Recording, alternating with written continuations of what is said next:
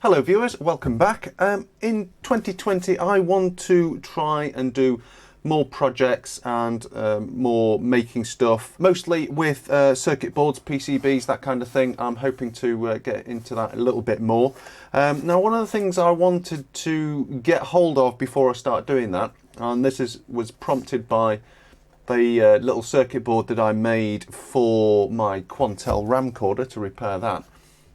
I started soldering SMD stuff and I found it a bit of a problem. I could do with some better vision. One thing I figured would be a good idea if I'm going to start doing more projects like this is to get myself set up with a video microscope. So what I have done is bought a few bits. I have a microscope stand, which I'll show you in a minute, but we also have the camera as well, and I also already had a lens that I'll show you in a moment. The camera has been supplied to me free of charge from Banggood, so I'd like to thank them for sending this over. So what we're going to do is set up the stand, the camera and the lens, and I will do a review. Okay, first thing to do is get this unboxed and we'll see what we have inside. So we have infrared remote control for the camera. We have a HDMI to HDMI mini cable.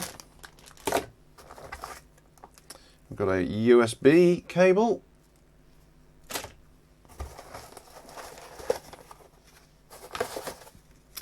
I've got a normal plug adapter. Yeah, it's pretty lightweight. Wouldn't really want to trust that too much. Also, it did come with a UK depth adapter. And then we have the actual camera.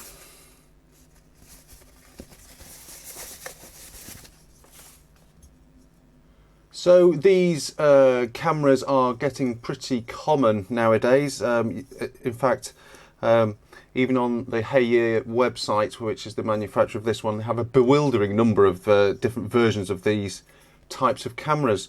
So yeah, it can be a bit confusing to figure out what each one can actually do and what it can't do. And there seems to be a large difference in the pricing as well, so I'm not quite sure what's going on there. I'm not entirely sure what model this actually is. On the Banggood listing, which you can see just there, it's just listed as a 16 megapixel 1080p microscope camera. If you're interested in buying this camera, then there will be links in the video description if you want to go and check those out. It'll take you to the Banggood listing. So on the top we have the USB interface, the power input. We've got a TF card, which is micro SD. We've got the mini HDMI output, the infrared sensor on LED, and 4 buttons to control the menus. On the front, we've just got the standard C-mount fitting and the CCD inside. Now the lens that I'm expecting to use with this is this one here. As you can see, it's a bit larger than your traditional lens that you'd use in this situation for a SMD microscope. It's a macro zoom lens. It's actually made by Kowa. It's an LMZ 45T3 and it's 18 to 108 millimeter zoom, and the nice thing about it is f2.5. So given I'm using this lens here and it weighs I think it's about 500 grams, it's a fairly weighty setup. I actually wanted to make sure I got a nice big chunky stand for all of this to sit on. So I had a bit of a look around and I found a pretty good looking item on eBay. So this is the stand that I bought. It's got a nice big large metal base, nice big thick substantial post there to keep everything stable. So this should work really well with that heavy lens. There's plenty of adjustments in this. You can move it around, get it into different positions. You've got a height adjustment there, which is nice and easy to use, and you can also tilt at an angle. So I thought this would work really well. So this came off eBay. I think it cost £70, including shipping from China. Okay everyone, I have everything set up here and running. I have a bit of a convoluted setup. I'll explain that as quickly as I can. Basically this monitor here is an old VGA monitor from a PC. It's 1280 by 1024 VGA. I use this on my Quantel paint box because it's the right aspect ratio and it's a nice compact little monitor that just sits always here at the side of my desk. Now, I don't have any room for a nice 16 by 9 HDMI monitor, so what I will be doing permanently is the output from the camera, which is 1080 I60. That is running through a video scaler, and I'm doing a 1:1 crop, so that is a 1:1 pixel crop, so I don't lose any resolution. All I'm doing is losing the bits off the sides, which would be on the 16 by 9 monitor. So that's a good compromise for me. In terms of using this daily, it means I don't need another monitor on my desk. Now, to give you the full HD experience, I'm also splitting the HDMI off and converting to SDI, and that's going into a Blackmagic video capture card and is being captured in OBS. So I can see this exactly how I'm going to be using it in real life, and you can see the full HD version. So we're just going to run through some of the menus just to give you an idea on what you can and can't do with this camera. So you can just access those on the top with the buttons, or you can use the remote control that comes with it. So if I bring up the menu here, we've got line set. That allows you to put various grid lines and crosshairs and stuff onto the picture. They're somewhat configurable, so that might be handy for some people. I can just quickly show you that. So we have crosshairs, we've got some lines that we can turn on. You can change the position, size of those, all that sort of thing. Image size is always 16 megapixel for the still images. You've got a quality setting there. I don't know why you'd want anything other than fine. Sharpness, yeah, user preferences, I think it's probably best set to normal. Got some white balance options. I've got this set to manual because the auto mode, although it does work pretty well, it does tend to wander around a little bit, especially if you might start putting green PCBs under this. It might throw off the white balance a little bit. So I've got set this to manual. You've got some color options, so you can have the normal color, black and white, sepia. Not sure why you'd want that one. And an inverse color option, maybe of use to some people. Exposure control, you can go plus or minus 2 on the exposure. Picture scale is 16 by 9, 4 by 3 options. Place to set the date and time. We've got a language control. Frequency allows you to change the anti-flicker filter. A bit irrelevant for me because I'm under high frequency fluorescent, so the flicker doesn't affect me, thankfully. We've got format, and that format's the SD card. We've got something to reset it back to factory defaults, and we've got a version, and this is a HY-5200. Interestingly, there is no mention of the HY-5200 on the Hayear website, so no idea on that front. I guess it probably means there's probably no firmware updates. So if I switch over to the video recording menus, and you can see those, so you just hold down the one of the buttons on top, and that switches to the video recording mode. So there's slightly different options under here. Video resolution, so you can change that between 1080p, 720, 60 frames per second, and 30. The actual recorded format seems to be 1080p 30. Loop recording, not entirely sure what that one does. Date stamp, we can turn the date stamp which is imprinted into the video on or off. Sharpness control, again, white balance, these are all the same that we saw on the still image mode, so just a couple of extra options there in the video. So just to give you a quick idea of the setup here, you can see there's a really big working distance here. In this configuration, this lens is giving me about 170mm of clearance there, so plenty of room to get in. and do stuff. I can actually also move this around a bit to get maximum zoom.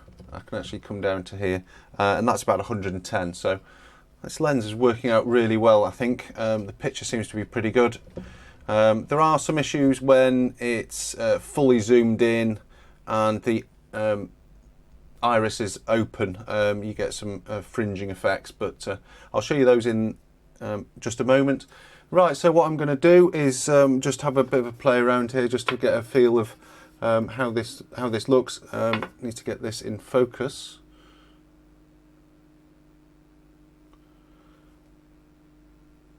That's pretty good there. As you can see, the picture quality is excellent. No issues there at all.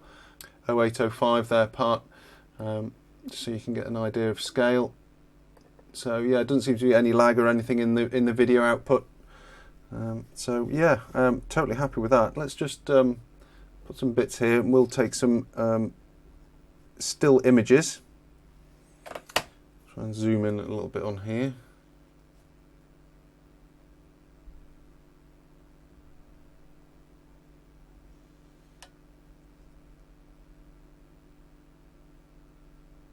So you can see that these fringing effects when I'm fully zoomed in, that's the consequence of this lens, nothing to do with the camera.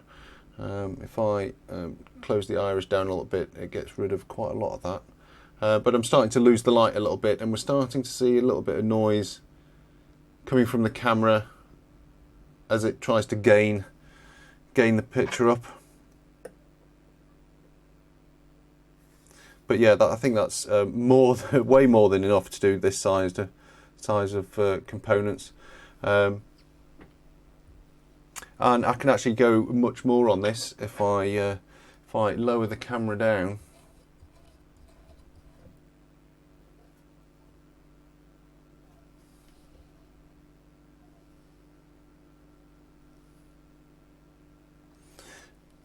We can see there that is a pretty good zoom. I've worked out roughly with this setup, with this lens, I've got a minimum zoom of about 20 times and a maximum of 130. That's what we're seeing right here. And I can actually adjust the height of the camera on the stand here and increase the working distance up to 350 millimeters, and that still gives me 10 times zoom at its minimum. So yeah, this lens is working out really, really well. Really happy with it. And what we'll do, I'll switch over to the video capture mode on the camera, and we'll record some video. So just hold this button, switch over to the video mode. So we want to be, just check that 1080. Interesting, the image has gone darker now I'm in the video mode. I'm quite sure what's going on there. So let's just record. Where's my picture gone? It seems to be recording, but when you're recording you don't get a picture. Well, that's not much use. What? That can't be a thing, surely. Reboot the camera.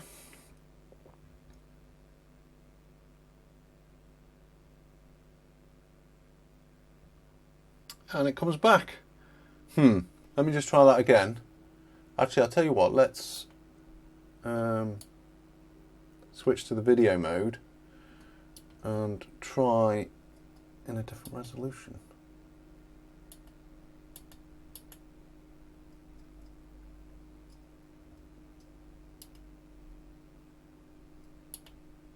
No, yeah, as soon as you start recording you lose the picture. What use is that?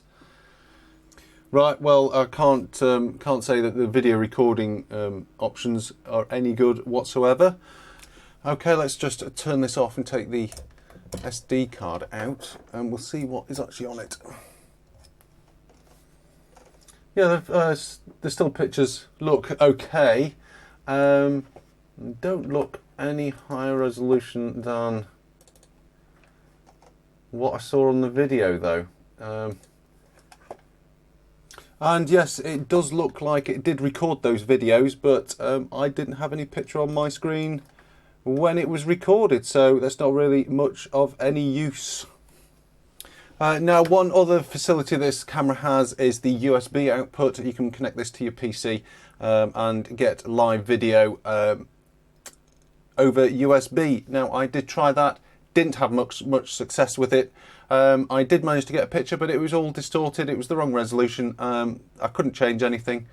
I tried different versions of the Hayear software and nothing made any difference at all. So didn't have much luck on that front either.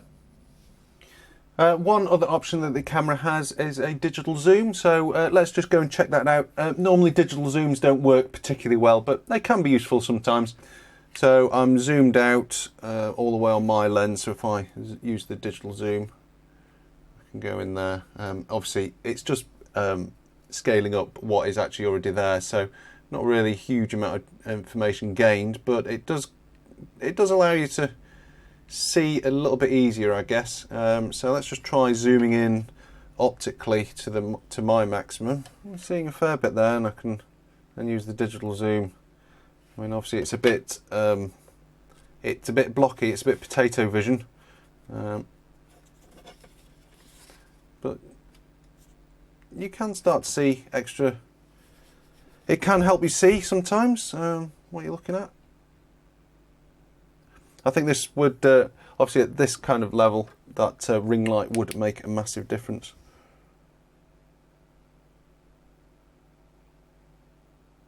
Yeah, if I shine my torch on this again, it does become a little bit clearer, less CCD noise.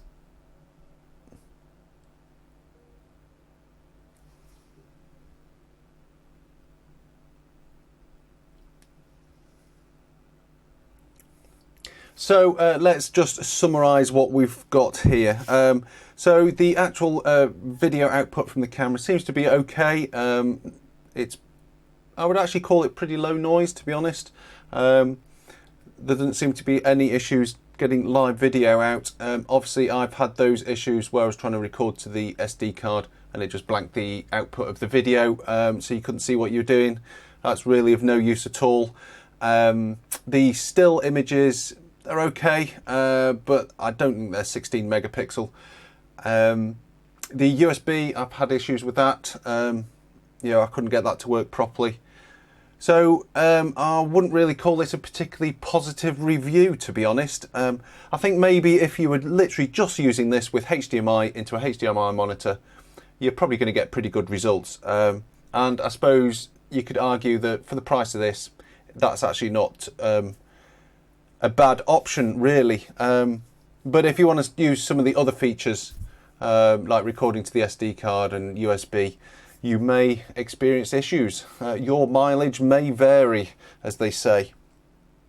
Okay, I hope you found this one interesting, and I'll see you on the next video. Bye for now.